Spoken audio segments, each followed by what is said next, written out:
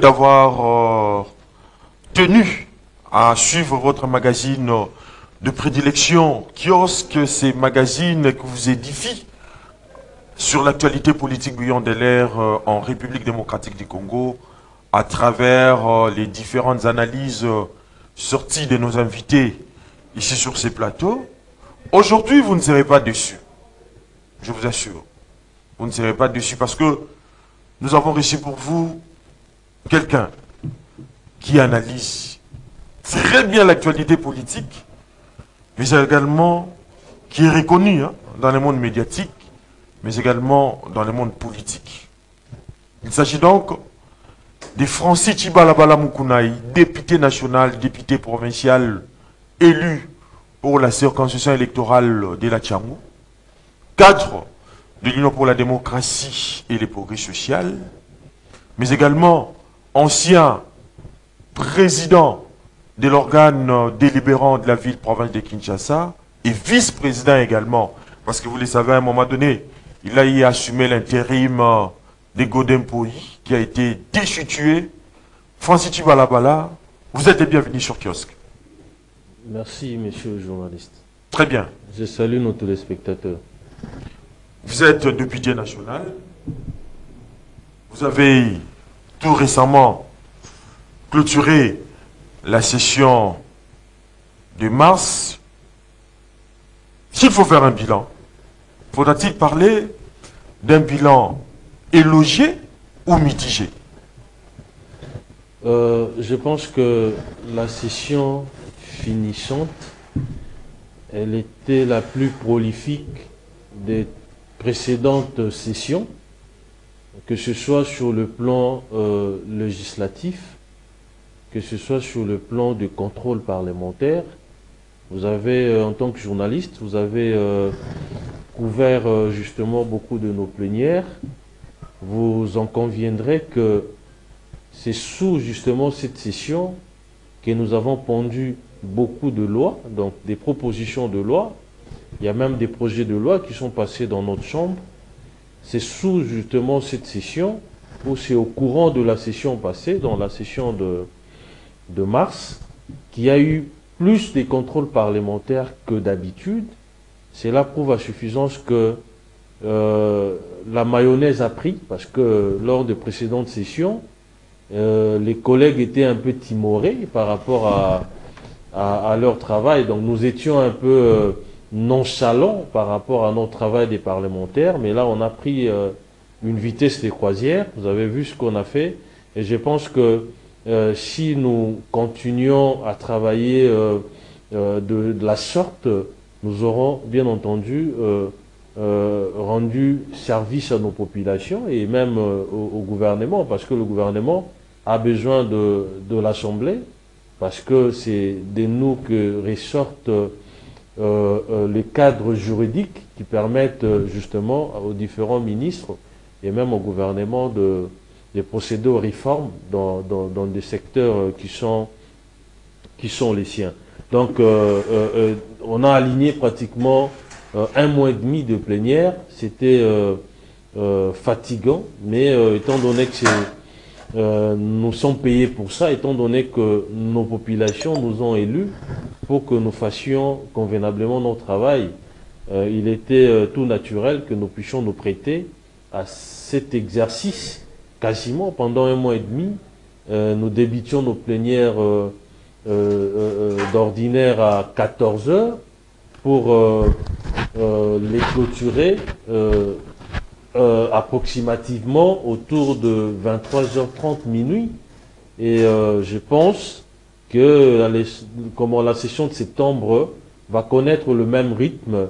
C'est d'ailleurs notre souhait, parce que là, ceux qui n'avaient pas initié des contrôles parlementaires à travers justement des questions écrites ou orales avec débat, ou ceux qui n'ont pas encore fait des propositions de loi par rapport à X ou Y domaine, je pense qu'ils vont naturellement le faire lors de la session prochaine. Mais vous l'avez fondu, vous avez battu un travail d'état, bien évidemment, mais il y a une certaine opinion qui estime que vous avez travaillé dans la précipitation dans les goûts d'aventurisme et dans l'amateurisme. Et pourquoi? Parce que, compte tenu du temps imparti pour cette session, deux fois, tout au début de cette session, vous avez au moins fait 2 semaines et 1 mois sans pour autant convoquer une plénière.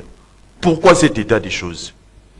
Bon, écoutez, les plénières, on ne les convoque pas pour que nous puissions nous retrouver à l'hémicycle causant ou nous divertissant. Non, on les convoque lorsqu'il y a des matières à traiter. Et pendant ces temps de répit, il n'y avait pas de matière. Les plénières ne pouvaient pas se convoquer. C'est tout naturel. Donc, au fur et à mesure où on a évolué, nous nous sommes rendus compte qu'il y avait, la matière était abondante. Il y avait beaucoup de questions écrites avec débat, des questions orales avec débat. Il y a eu beaucoup de propositions de loi. Il y a eu des projets de loi qui sont venus du gouvernement et de certains ministres, etc. Donc, c'est pour vous dire que les plénières, on les convoque lorsqu'il y a de matière à traiter. Pensez-vous cela? Parce qu'il y a aussi des priorités. En fait, le pays est en guerre, il y a des questions de détournement constatées ça et là. Pourquoi ne pas, ne serait-ce qu'à travers les contrôles parlementaires, le faire quand même pour ne serait-ce que rencontrer l'assentiment de la population sur certains dossiers qui défraient la chronique au pays? Mais je viens de vous dire ici, les plénières, on les convoque lorsqu'il y a de matière. Lorsqu'il n'y a pas de matière, on ne peut pas convoquer le plénière. Je vous ai souligné ici qu'il y a eu, sur le plan de contrôle parlementaire, cette session était la plus excellente des précédentes sessions. Donc, il y a eu des initiatives de beaucoup de collègues. Vous avez suivi les débats, vous avez suivi les mandataires qui ont défilé à tour de rôle à l'Assemblée. Il y a deux ministres qui sont passés, répondant justement aux questions leur adressées par des collègues. C'est pour vous dire que les moments n'étaient pas venus pour que nous puissions convoquer de plénière, étant donné qu'il n'y avait pas assez de matière à traiter. Et du moment où la matière était devenue abondante, nous avions aligné de plénière durant 1 mois et demi. Au cours de la clôture de la session le dimanche dernier, le président de votre chambre a veillé à prononcer un discours de clôture où, dans ce discours-là, il a étalé la problématique de l'insécurité à Moba. Il a parlé de massacres dans cette partie du territoire de la République démocratique du Congo. Une information d'ailleurs démentie par l'armée congolaise. Vous, en tant que député national, comment avez-vous interprété les discours du président de votre chambre d'une manière spécifique? Voilà, je crois que la source qui avait renseigné le président était les caucus des élus des Tanganyika, si je ne me trompe pas. Et le président a pris cela comme argent comptant, tout simplement, sans vérifier, parce que cette information provenait justement des élus de cette partie de la RDC. Élus, ça veut dire les personnes qui sont proches de la population, qui vivent avec la population. Lorsque moi je vous dis par exemple qu'à Massina, il y a tel problème qui préoccupe la population du coin, naturellement vous devez accepter cela. Et malheureusement, cette information n'était pas authentique. Et je pense que l'Assemblée, à travers un communiqué, avait justement rectifié la position du président lors de ses discours. Donc il ne faudrait pas que nous puissions en faire tout un plat. Il nous arrive parfois aussi de recevoir des informations qui sont erronées. Ce n'est pas pour autant que nous devons en faire justement toute une montagne. Donc ce sont des choses qui arrivent. Et je pense que dans l'avenir, le président devra vérifier certaines informations avant de les rendre publiques. Très bien. Au cours de cette session, vous avez également d'abord auditionné au travers les commissions mises sur pied au niveau de l'Assemblée nationale, la commission qui devait statuer sur la question Nicolas Kazadi, mais également la commission qui devait se prononcer quant à la demande d'autorisation des poursuites par le procureur général près la Cour de cassation Firmin Fondé sur l'affaire des détournements de l'argent destiné à construire le prison au niveau de Kisangani, sur en fait donc les dossiers du ministre de la Justice et garde des Sceaux, Constant Moutamba. Mais l'opinion a remarqué une politique de deux poids deux mesures dans les chefs de vous députés. Nicolas Kazadi accusait également des détournements des fonds privilégiés pour ne pas être poursuivi. Mais vous avez sacrifié les gardes des Sceaux, Constant Moutamba. Dites-nous pourquoi. Merci pour votre question. Je pense que ce sont deux dossiers différents qui concernent deux personnes différentes et les faits infractionnels contenus dans les deux réquisitoires sont aussi différents. L'Assemblée a été saisie par rapport au réquisitoire du procureur général près la Cour de cassation et ces réquisitoires sont passés par des commissions. Les commissions ont fait leur travail, ça veut dire ils ont auditionné les concernés, en l'occurrence le ministre d'État, ministre de la Justice et garde des Sceaux. Ils ont aussi auditionné notre collègue Nicolas Kazadi. Et les conclusions ont été rendues publiques. S'agissant de la commission qui a statué sur les réquisitoires du ministre d'État, elle a estimé, je parle de la commission, que voilà, il y avait plusieurs raisons pour que l'Assemblée puisse autoriser justement les poursuites en l'encontre du ministre. A contrario, la commission qui statuait sur le dossier Nicolas Kazadi, oui, sur base de faits, a estimé que notre collègue ne devait pas voir ses immunités être levées pour des faits pour lesquels il était poursuivi, estimant que c'est dans l'ordre de choses, ça rentre dans les cadres de son travail en tant que parlementaire. Il a eu à dénoncer certaines pratiques, entre guillemets, et que la Constitution, ils ont évoqué des dispositions constitutionnelles, etc. Donc ici, il ne s'agit pas d'un double standard.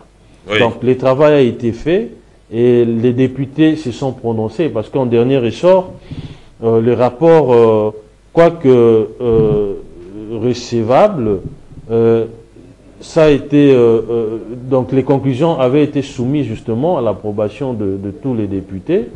Malheureusement pour le ministre d'État, la majorité avait décidé d'autoriser les poursuites par rapport aux accusations qui pesaient sur lui. Et s'agissant de notre collègue, l'Assemblée avait rejeté carrément le réquisitoire et avait décidé de renvoyer justement ces dossiers au comité des sages. Donc Moutamba fut aussi notre collègue, le ministre frappé de l'incompatibilité, il se retrouve au gouvernement, il ne siège pas avec nous, mais demain s'il n'est plus ministre, il va nous revenir, donc c'est aussi notre collègue. Oui. Donc il ne s'agit pas de deux poids deux mesures comme vous le dites, et je pense que les députés se sont prononcés en toute responsabilité. Moi, par exemple, s'agissant du dossier Moutamba, j'avais voté contre. J'avais voté contre sur base justement de faits qui sont en ma possession. Mais la majorité vous a mais la majorité, en fait. C'est ça justement la démocratie. Les hémicycles sont des lieux par excellence où la démocratie est vécue. Vous comprenez?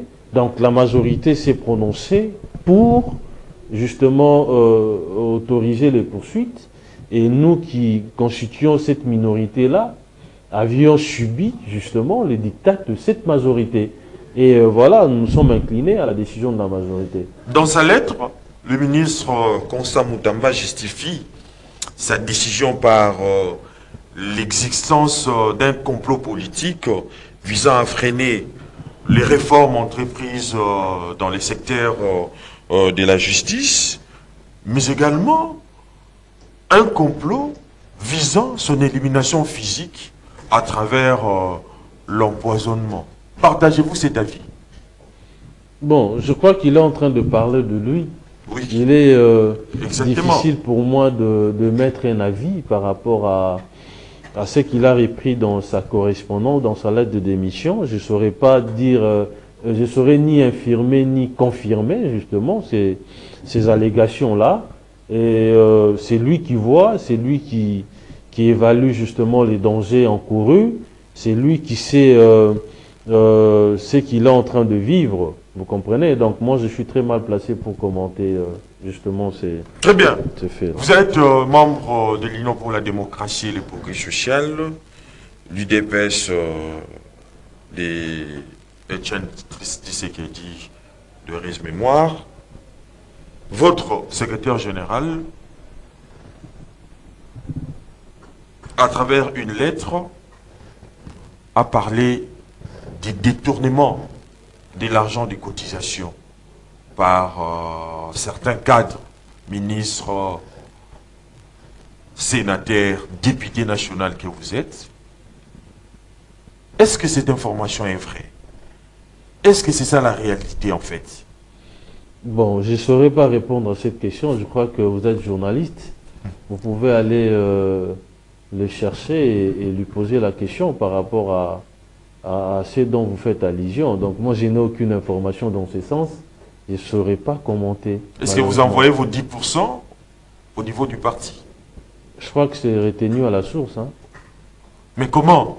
C'est retenu à la source. Comment le secrétaire général fustige cet état des choses? Mandataire du parti, je ne sais pas comment il procède, mais s'agissant de l'Assemblée, c'est retenu à la source. Mais faudra-t-il admettre que l'IDPS aujourd'hui, je dirais même dédoublement de son secrétariat général, où on assiste à un secrétaire général connu ou reconnu par le parti, qui assume également les charges du président à l'intérim, Kabouya, Augustin, mais également, de l'autre côté, il y a Déo Bizibou.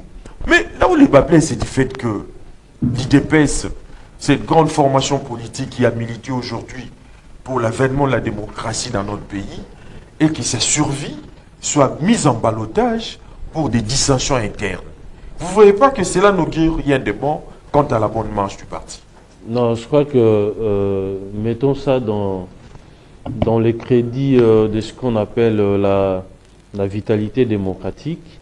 Le parti se porte merveilleusement bien. Nous qui représentons le parti au niveau de l'Assemblée nationale, nous nous comportons en toute responsabilité. Je pense qu'il y a beaucoup d'élus UDPS qui font un travail titanesque, un travail de qualité au sein de l'Assemblée nationale. Il y en a aussi qui représentent le parti dans différents postes, et je pense qu'à ces niveaux-là aussi, ils sont en train de se distinguer. Donc le parti évolue, le parti marche comme sur des roulettes, mais n'empêche qu'il y ait des remises en question sur le plan de la gestion, par exemple, ou sur le plan du leadership. Et ça, c'est les quotidiens, justement, de partis démocratiques, des partis où, au sein duquel il n'y a pas... Tout le monde ne s'aligne pas forcément à la décision du président ou de la direction. Le parti où le point de vue échange, où le point de vue discute, il y a des tels spectacles s'observent dans ce genre de formation politique. Et donc ce n'est pas une première, ce n'est pas non plus quelque chose qu'on n'a jamais vécu. Et ça a toujours existé au sein de notre parti politique. Aujourd'hui, par exemple, parce que nous sommes au pouvoir, mais avant, il y a eu des doublements du parti. Avant, du vivant du président Tshisekedi, il y a une UDPS qui s'est à Rigini et une autre UDPS qui était à la permanence. À l'époque, c'était à la résidence de l'ancien secrétaire général Moutamba. Oui. Mais... Et Moutanda. Donc c'est pour vous dire que ce sont des choses qui existent dans des partis où les gens sont libres d'exprimer leur point de vue. Donc il ne faut pas ici passer du temps à commenter sur ce qui se passe au parti. Je suis député national, je représente mes électeurs. Je pense que vous devriez me poser des questions qui concernent notre population, qui concernent nos électeurs. C'est ça le plus important. Mais soufflez qu'on vous dise ça parce que vous êtes l'émanation en fait de cette formation politique. Mais là où le bas blesse, c'est la dernière question. Sur terrain, les incidents ne se comptent plus. Les derniers en date et le passage à tabac des Kabasele Wapanga qui a conduit même à sa mort. Vous ne voyez pas que cet état des choses est à déplorer au sein de votre formation politique? Non, vous savez, l'UDPS, c'est un parti non violent qui a toujours prôné les valeurs. Un parti qui a toujours recouru aux moyens démocratiques pour exprimer justement son opinion ou ses opinions. L'UDPS se positionne contre la violence, contre l'agression, contre tout ce que nous considérons comme étant justement des antivaleurs. Et ce qui est arrivé à notre combattant, je pense que c'est quelque chose que nous condamnons, que nous déplorons en même temps. Et je pense que dans l'avenir, ces genres de comportements ne vont plus se répéter. Et je ne sais pas si ceux qui l'avaient agressé avaient été téléguidés par quelqu'un. Je ne sais pas, je ne saurais pas vous dire avec précision. Je ne sais pas non plus qu'est-ce qui a été justement le ferment des discordes pour qu'ils en viennent aux mains et la mort s'en suive. Donc je ne saurais pas vous dire avec exactitude ce qui s'est passé réellement, mais la violence d'où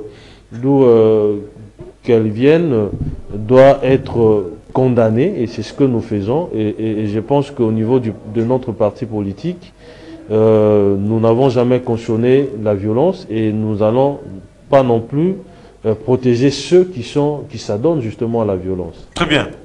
L'actualité politique reste dominée par l'accord de paix qui doit être signé le 27 juin prochain. Mais après les préaccords de paix du 18 juin, la République démocratique du Congo et le Rwanda est donc appelé à signer cet accord. C'est pour endiguer la situation de l'insécurité dans la partie est de la République démocratique du Congo. Francis Tibala Balamukuna est député national. Comment interprétez-vous ça?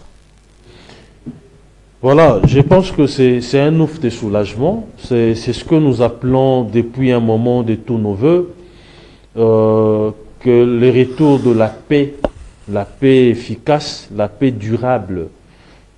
Ici, je salue justement l'ingéniosité du président Tshisekedi, et je félicite en même temps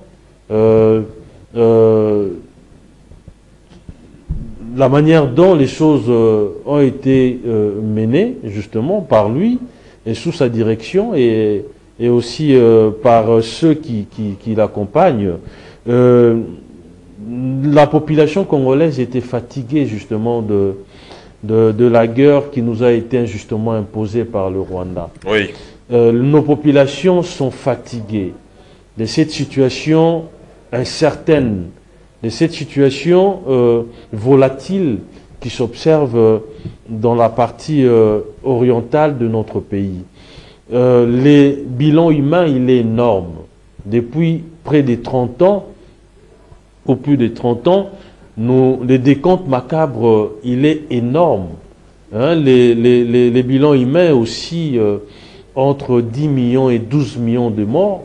Et je pense que c'est assez. Et le président Tshisekedi, étant visionnaire, étant celui qui est considéré par nos populations comme étant le Messie, ne pouvait que jouer sa partition pour que la paix revienne. Il vous l'a dit au cours d'une de ses sorties médiatiques, que la manière dont la guerre se termine dans la partie orientale sera différente de cette fois-ci, de la manière dont elle se terminera cette fois-ci. Et là, nous sommes en train de poser les jalons d'une paix éternelle, vous comprenez? Et je pense que c'est ça le plus important. On ne peut pas ici considérer que dans une partie de la RDC, les gens sont en train de vaquer librement à leurs occupations, ils sont en train de festoyer, de jubiler par rapport aux circonstances heureuses qui sont les siennes, vous comprenez? Oui. Et de l'autre, les gens sont en train de tomber tous les jours, sont en train de pleurer, sont en train des familles qui sont divisées, qui sont séparées par le fait de la guerre, des gens qui dorment à la belle étoile, des personnes qui sont en train de tomber, certains qui voient les organes de leur corps être mutilés, vous comprenez? Oui. Donc, ces contrastes devaient s'arrêter quand même, et je pense que le chef de l'État, ayant joué sa partition, et nous sommes en train, naturellement, de voir les bouts du tunnel. Il y a des prophètes des malheurs, certaines mauvaises langues qui s'étaient opposées justement à cet accord qui va être signé dans les jours qui viennent, qui s'opposaient à l'accord, au motif que, voilà, s'agissant, je parle de l'accord entre la RDC et les USA, s'agissant qu'il s'agit de bradage justement de nos ressources, etc., alors qu'en réalité, c'est les prix à payer pour que nous puissions bénéficier d'une paix durable dans la partie orientale de notre pays. Et aujourd'hui, nous sommes en train de vivre justement la concrétisation de la vision du président ou du plan du président Tshisekedi. Et les présidents avaient exigé qu'il ait en face de lui, les gouvernements, si vous voulez, les présidents Kagame. C'est ce qui est en train d'être fait. Et donc, je pense que la population doit prendre son mal en patience. Nous sommes déjà dans ces processus-là de recouvrer la paix définitive.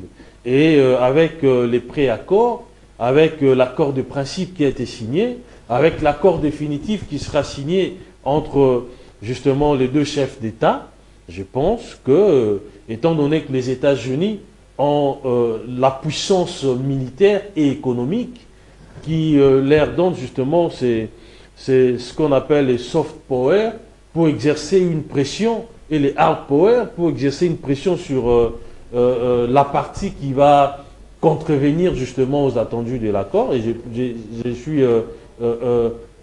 j'ai la faiblesse de dire que la paix va revenir définitivement. Mais alors que toutes les conditions semblent être réunies pour que l'Est de la République démocratique du Congo retrouve une paix définitive telle que vous l'avez dit d'ici le 27 juin prochain, mais la grande inconnue aujourd'hui reste l'attitude du président rwandais Paul Kagame face à une crise sécuritaire qu'il semble ne pas vouloir s'arrêter pour des raisons évidentes, à savoir le pillage en toute impunité des ressources telles que vous l'avez dit, mais également la conquête d'un nouvel espace vital pour son pays qui est le Rwanda, à travers bien évidemment la balkanisation de l'Est du pays. Qu'en dites-vous? Non, mais je crois que ces plans funestes contre notre pays est en train de toucher, est en train de connaître justement son arrêt, quasiment. Et ces plans aura du mal à se matérialiser parce que, avec l'accord qui sera signé, toutes les parties seront tenues de respecter justement les attendus de l'accord. Et je pense même les contrats entre la RDC et les États-Unis en échange de nos matières premières ou de métaux rares. En échange de métaux rares, il y a la sécurité que les Américains vont nous garantir, bien entendu. Et je pense que aucun autre pays viendra s'hasarder sur notre sol. Vous comprenez? Et au-delà de ça, avec les recettes que nous allons faire s'agissant de nos métaux rares, cela nous permettrait aussi non seulement de réorganiser notre armée, mais aussi de l'équiper pour qu'elle soit dissuasive et de nous doter d'un arsenal de guerre impressionnant. Et je pense que ça sera difficile pour le président Kagame de mettre à exécution son plan. Il est certes vrai qu'il est dans ces processus par rapport à la situation qui se passe dans la partie orientale, mais il a la malchance d'avoir en face de lui un chef de l'État qui est viscéralement attaché à son pays, qui a pris la mesure de la situation, qui est en train de défendre bec et ongle la population de l'Est, qui, au prix, justement, si vous voulez, au péril de sa vie, accepte naturellement de se battre contre ces plans macabres du président Kagame. Donc déjà, c'est voué à l'échec, ces plans. Et le plus important ici, c'est là où nous sommes en train d'aller, les processus. Les trains ont déjà quitté la gare, et nous sommes en train de progresser. Et dans les jours qui viennent, vous l'aviez si bien dit, la date, cité la date, où l'accord définitif sera signé. Et je pense que ça sera... ça va sonner les glaces justement d'une paix définitive dans notre pays. Le M23 s'installe, l'ONU observe et les plans de balkanisation avancent. Pourquoi? Parce que déjà... Non mais ça va avancer comment? Parce qu'il y a des accords qui sont déjà en train d'être signés. S'il vous plaît, oui, il y a des accords bien évidemment. Voilà, donc mais le lundi dernier, il y a eu l'installation des membres pouvant diriger l'Est de la République démocratique du Congo. À présent, de Bissimois, Bertrand Bissimois, Nanga, qui était censé être dans ces différentes négociations en fait. Vous ne voyez pas que quelque part, il y a non-respect de ces accords au niveau du Rwanda, et en même temps, il y a le ministre de l'Intérieur et Sécurité, Jacques Chabani, qui a dénoncé la transplantation de la population de l'Est, où il y a l'entrée massive de la population rwandaise dans cette partie du pays. Quelque part, vous ne voyez pas que Kagame doit avoir la mesure aussi de la situation pour respecter ces différents accords signés. Vous savez, les présidents Kagame et ses affidés sont en train d'agir comme des canards sans tête.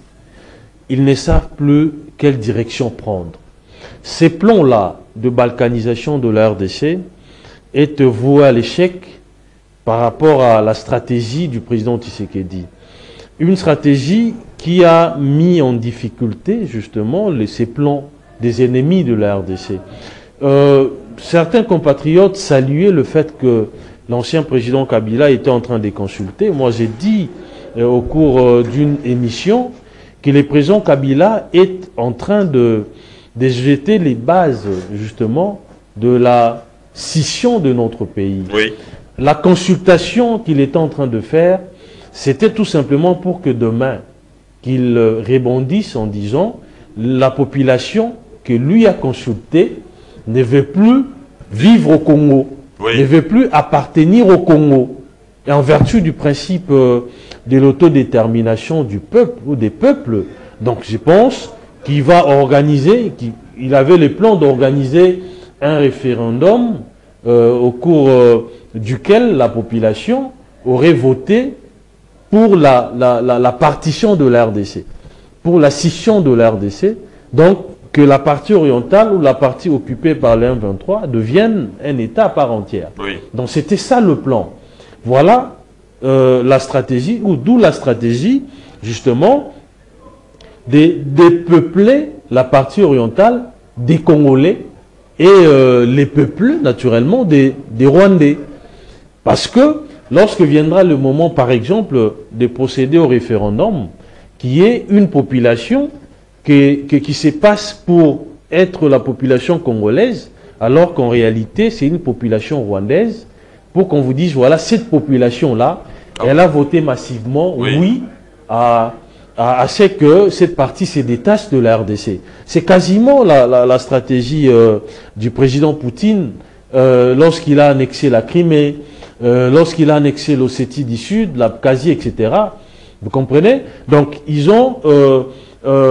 il avait fondé justement son intervention dans ces pays, la Géorgie, même à l'Ukraine, etc., en disant qu'il y a une minorité russophone qui était persécutée par ces gouvernements, le gouvernement de ces pays-là. Alors que ce n'était pas vrai.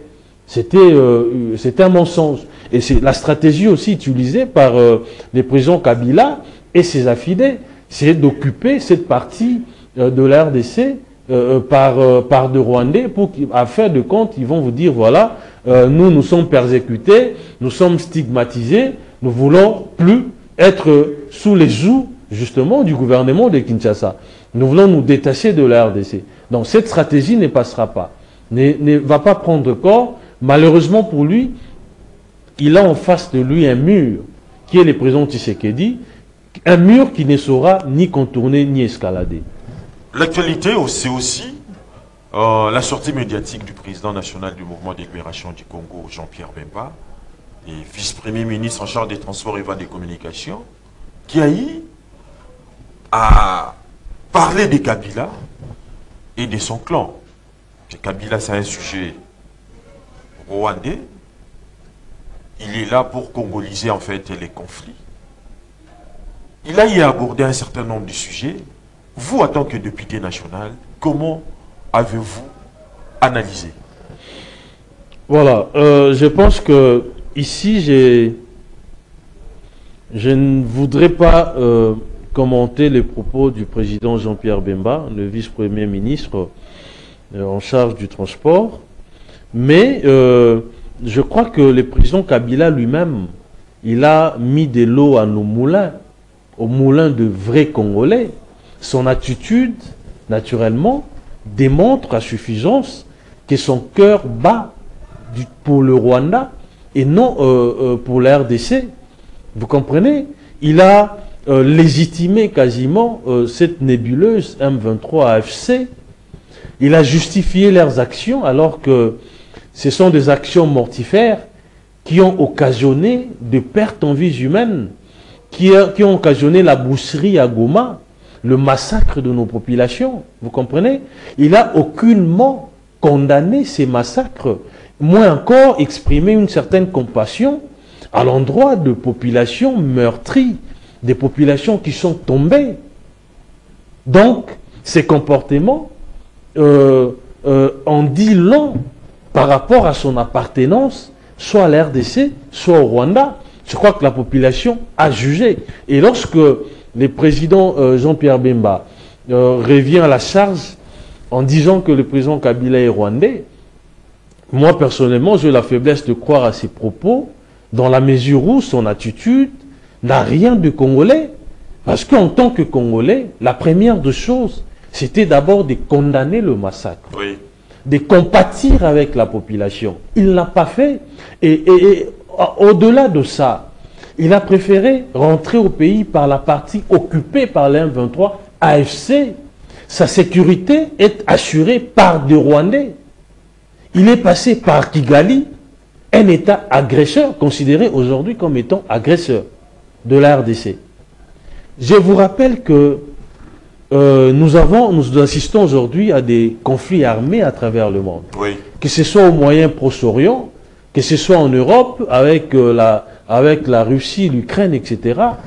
Que ce soit en Asie, avec l'Inde et le Pakistan. En Afrique aussi, vous ne verrez pas, je prends un exemple simple, vous ne verrez pas un Israélien, par exemple, faire l'apologie des Iraniens. Non. Prolonger le narratif iranien, impossible. Ils sont tous, et même l'opposition, ça c'est une leçon que l'opposition israélienne a donnée à notre opposition. Vous comprenez? Et là, je profite aussi pour saluer justement ces sursauts patriotiques du président Fayoulou, qui a rejoint les camps de la patrie. Donc, l'opposant principal à Netanyahou, qui s'est opposé à lui depuis plus de 10 ans aujourd'hui, mais s'agissant des intérêts vitaux d'Israël, il s'est rangé du côté du gouvernement.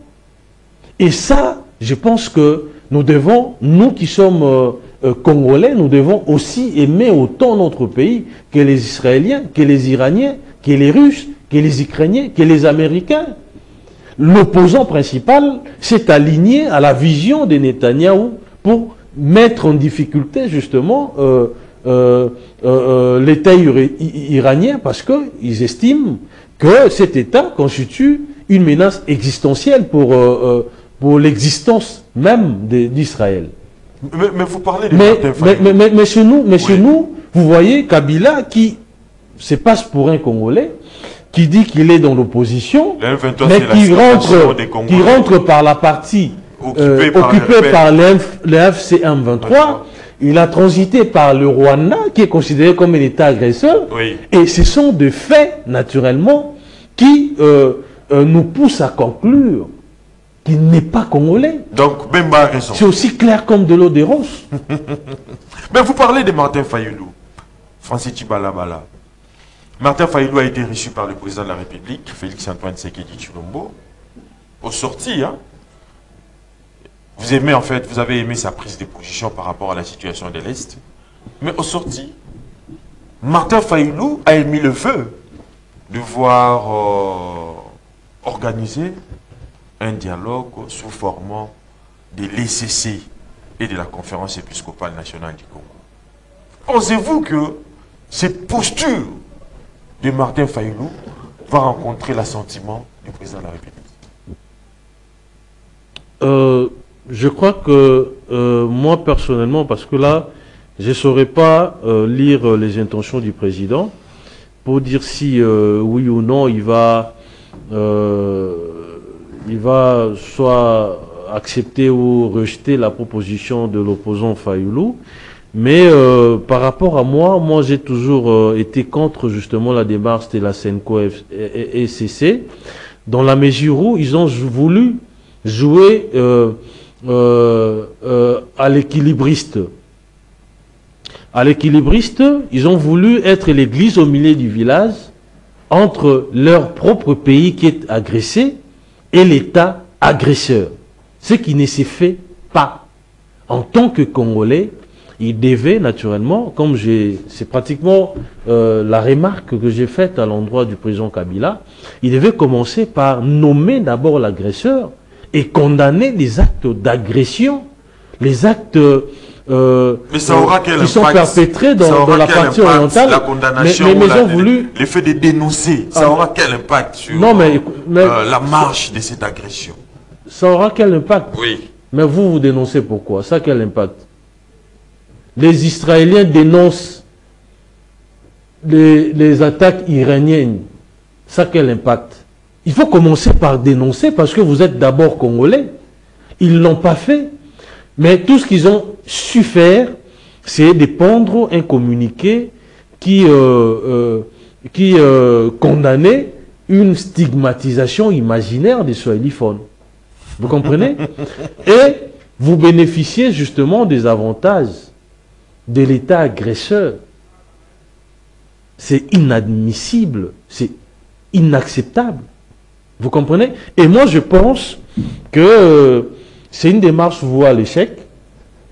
Le président a toujours été ouvert au dialogue. Il a reçu une partie de l'opposition.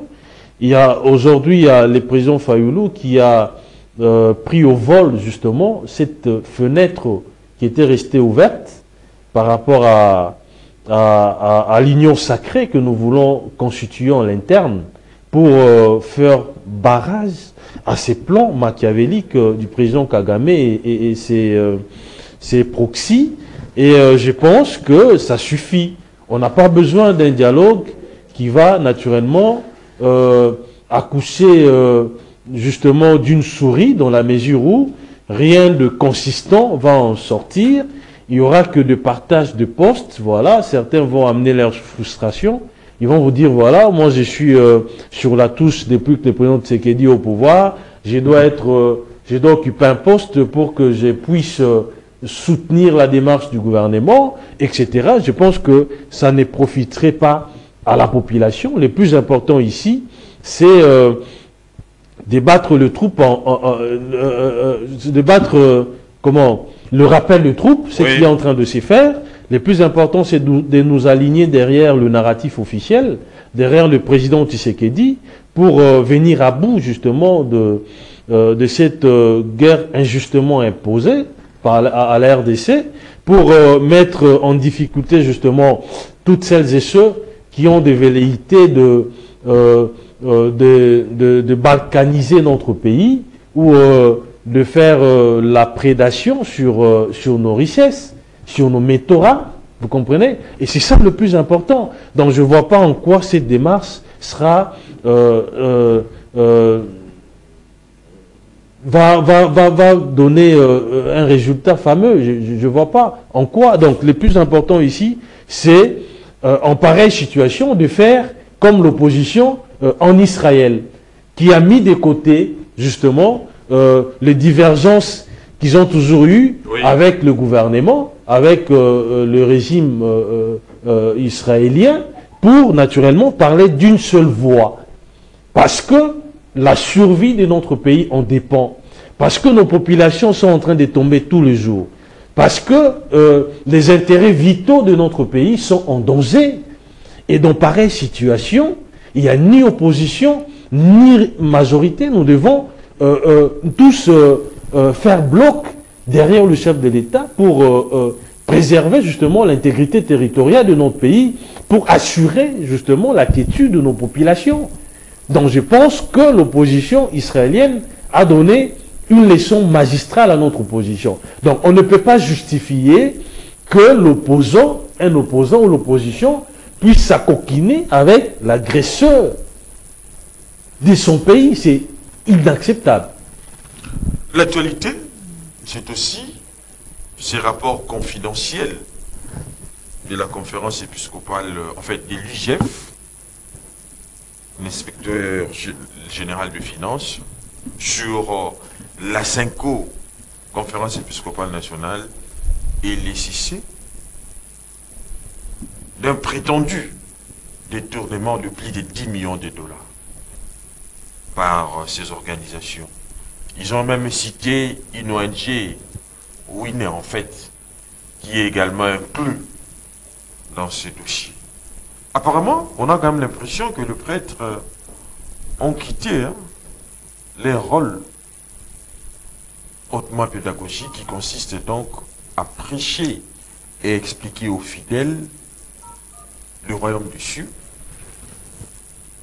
Ils se sont mêlés à la politique et à une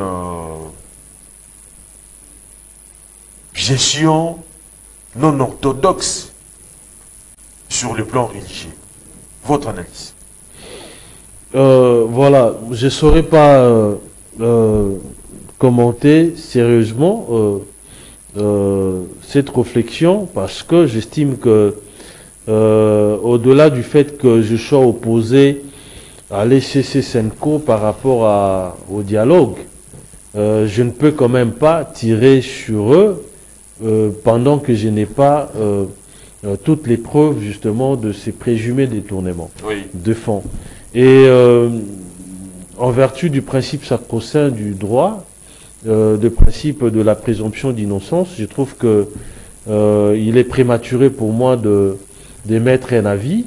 Si il y a une présomption des détournements, je crois que la justice va s'y mêler et la justice va tirer les choses au clair. Attendons voir comment les choses vont évoluer. Vous êtes député national, vous êtes également censé prendre à bras les cornes les desiderata de votre population par rapport à un certain nombre de problèmes qui passent en plein dans ces différentes circonscriptions électorales. Il y a eu un phénomène inquiétant, en fait, un phénomène qui sort de l'ordinaire. En pleine saison sèche, on voit la continuité de la saison de pluie qui a causé pas mal d'inondations à travers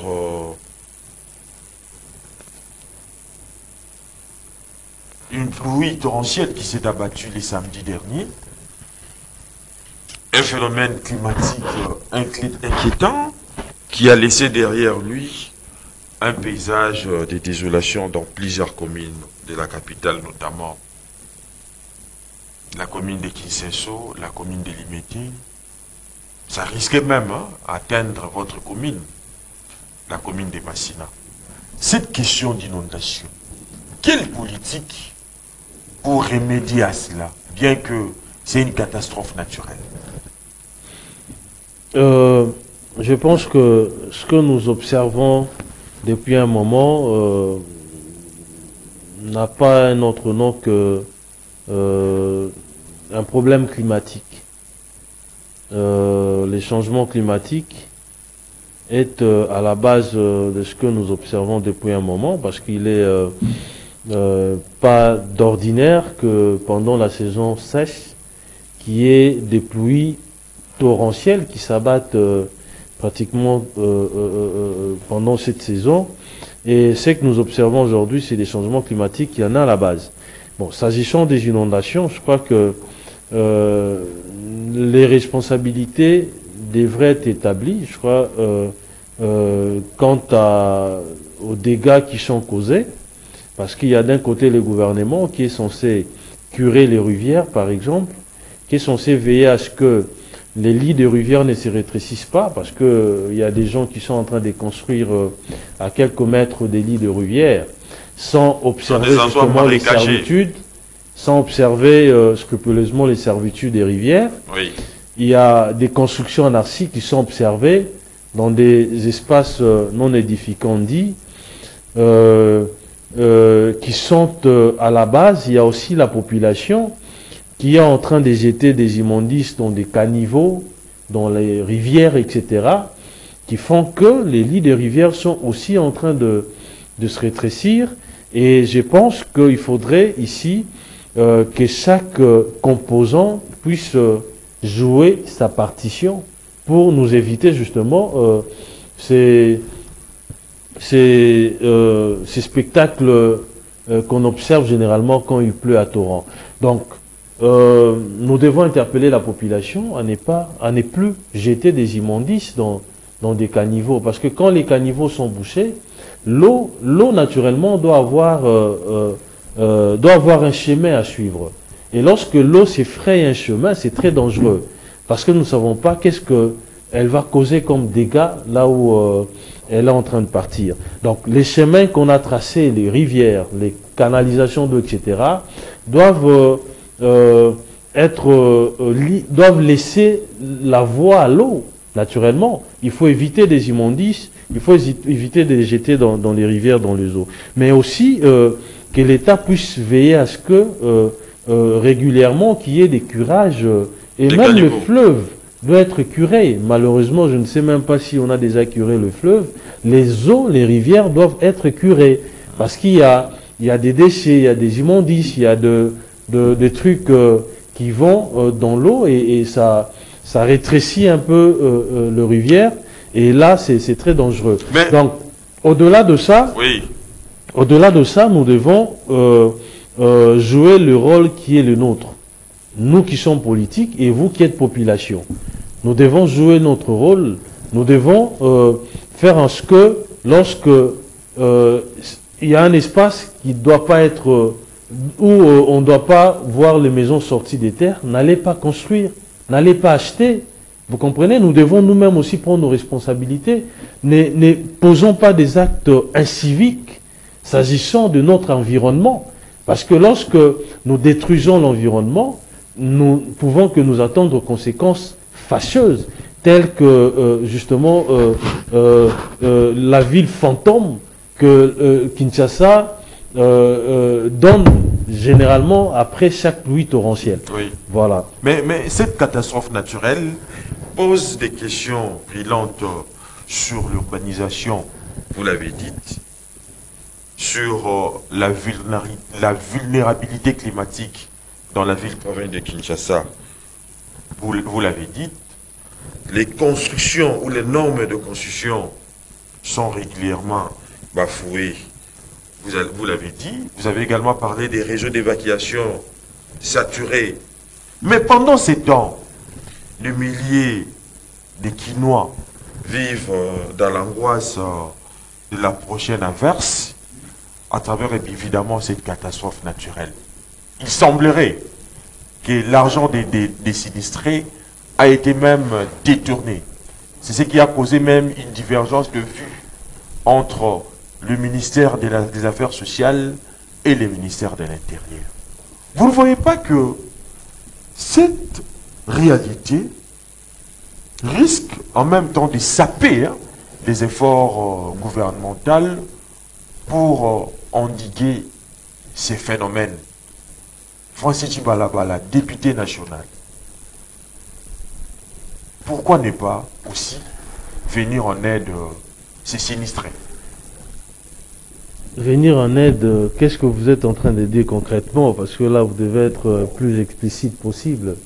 D'abord, répondez à la question. Moi, je suis le porte-voix des électeurs. J'ai eu à dénoncer justement cette manière abracadabrantesque de prise en charge de sinistrés.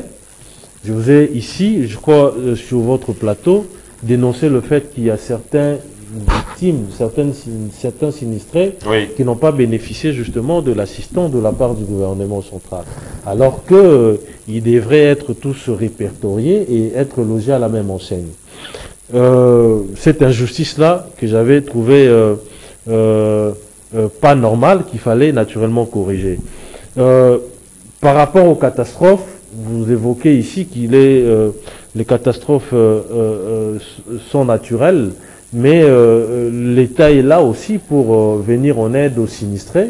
Les gouvernements, à travers la première ministre, avaient naturellement pris des dispositions pour soutenir justement ces populations qui sont à la belle étoile, ces populations qui ont tout perdu quasiment à la suite des inondations. Et je crois que ceux qui sont en marge justement, ceux qui n'ont pas bénéficié des allocations de la part du gouvernement vont naturellement rentrer dans leurs droits, parce que on ne peut pas accepter qu'il y ait ces doubles standards par rapport à la prise en charge justement du gouvernement. Et moi, en tant qu'élu, je ne fais que dénoncer, je ne fais que interpeller justement les ministres sectoriels pour bien faire leur travail. Donc, députés, c'est les porte-voix. Même matériellement, même financièrement, en fait, pour ne serait-ce qu'assouplir cette charge. Non, écoutez, je crois que ici, nous sommes en train de faire de l'amalgame. C'est-à-dire, les députés ont pour rôle de parler au nom de ces électeurs, de légiférer, de contrôler les gouvernements. Vous comprenez? Et à titre humanitaire, nous le faisons. Nous assistons aussi nos populations qui sont en difficulté. Malheureusement, lors des inondations précédentes, j'étais pas au pays, j'étais ailleurs, et ce qui avait fait que physiquement j'étais pas là, mais il y a l'honorable Moulenda, qui est mon suppléant au niveau provincial, qui était descendu sur les lieux pour s'enquérir de la stricte vérité de la situation, s'enquérir de la situation. Et il a aussi apporté quelque chose pour soulager un tant soit peu ces populations-là qui étaient sinistrées. Vous êtes député national, élu de la circonscription électorale de la Tchango. Quelles sont vos réalisations en termes de cette assistance dont vous évoquez? Non, je vous ai dit que c'est mon suppléant qui était allé, moi j'étais pas là. Il faut pas ici me demander de vous dire quelles sont la hauteur, etc. Donc, lorsque mon suppléant descend quelque part, il agit en mon nom, naturellement. Mais en tant que député provincial et non national. Donc, physiquement, j'étais pas là. Que voudriez-vous que je fasse? Je suis quand même pas, je peux pas me dédoubler. Et quand je suis revenu, j'ai dénoncé l'injustice, j'ai demandé à ce que des mesures idoines soient prises pour éviter que nous puissions retomber dans ces travers. J'ai interpellé, etc. J'ai fait ce que je dois faire dans le cadre de mon travail de parlementaire. Vous êtes député national. Quel message avez-vous adressé à votre base?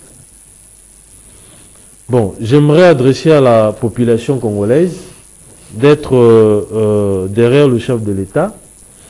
Nous sommes en train d'atterrir par rapport à la situation qui a longtemps duré dans la partie orientale. La situation des guerres, d'insécurité, des tueries, de massacres de nos populations. Et déjà, il y a un préaccord qui a été signé. L'accord proprement dit sera signé le 27 juin courant. Et je pense que ça va sonner les glas justement d'une paix durable dans la partie orientale de notre pays. Cette partie fait le frais justement de plusieurs attaques de la part de l'armée rwandaise et de l'ère proxy naturellement. Et je pense que cette aventure est en train de toucher à sa fin. Nous n'allons plus connaître cette situation dans l'avenir ou à l'avenir, c'est ça le plus important. Et nous devons soutenir le président de la République, soutenir le gouvernement de la RDC pour qu'il y ait un atterrissage en douceur qui sera bien entendu au profit de nos populations. Donc c'est tout ce que je peux demander. En même temps que nos électeurs continuent à nous faire confiance, nous sommes en train de faire le travail qui est le nôtre. J'ai rencontré les autorités pour la réhabilitation de la route Mokali. Oui. Et les travaux vont débuter incessamment. Et la route Touana? Mokali. Touana également? Oui, Touana, c'est dans le gouvernement, c'est le gouvernement provincial. Oh, c'est oui. d'ailleurs le plaidoyer de l'honorable Guigui, qui est Oui, mon oui. suppléant au niveau provincial. La réhabilitation de la route Mobutu, entrée Petro-Congo. Oui. Et les travaux vont débuter bientôt. Donc c'est pour vous dire que nous sommes en train de faire notre travail. Il y a également la route Polino à Maluku. C'est une route d'importance capitale. Et je pense que si elle est réhabilitée, ça va soulager justement nos populations de là. Et ici, je profite pour rappeler au gouvernement que les districts de la Tchangou, c'est les districts qui avaient élu massivement les chefs de l'État, plus que tous les autres districts de la RDC. Donc, il doit aussi bénéficier justement des actions du président de la République. Oui. Il y a certes des routes qui sont construites, mais ça n'a pas encore atteint les seuils de l'acceptable. La commune comme Kimbantseke, qui a une démographie de plus de 4 millions de la population quinoise, qui n'a pas de route, c'est inconcevable. Inadmissible. Cette population est en train de souffrir.